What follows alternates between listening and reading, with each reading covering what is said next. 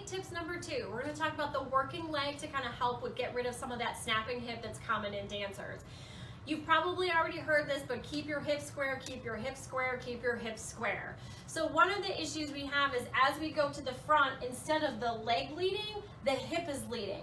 So you'll see that this rotation, I don't know if you can tell from here, but as you're going forwards, that this hip is coming forwards and then this hip is going back. This hip is coming forwards and this hip is going back. Believe it or not, that's grinding the supporting leg, because here's your ball and socket again.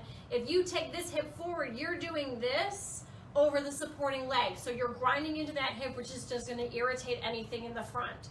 So you want to be careful that this hip stays back. Like we talked in the first video, that cement wall isn't only your supporting leg, it goes all the way through here. We call it pelvic dissociation, meaning your pelvis is separate from your leg. So here's your pelvis, don't move it, and then the leg comes forward. So you can see from the side, pelvis stays, only the leg moves.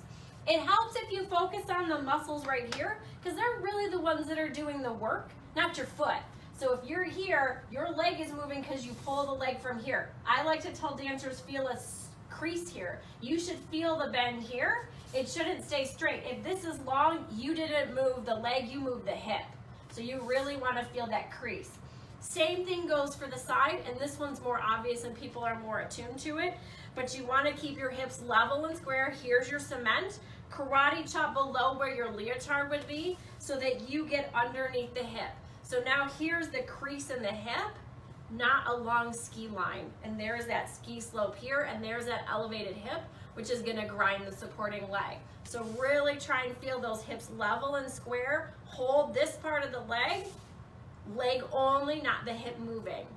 Same thing goes for passe, and this one's harder. I'm probably not the best example of this because it's been a while. So same thing if you're doing coupe or anything else, it's a bend in the socket. So here's a deep bend here, and as the leg goes up, for as long as you can, that hip stays down and the leg moves, and then when you get to the top, and if that needs to come up, it's a little bit, that's fine. But I see dancers all the time from here, the first thing that happens is the hip leads.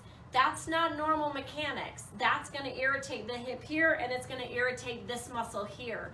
So really feel from here, peel that leg, deep in the socket, deep bend in the socket, all the way up.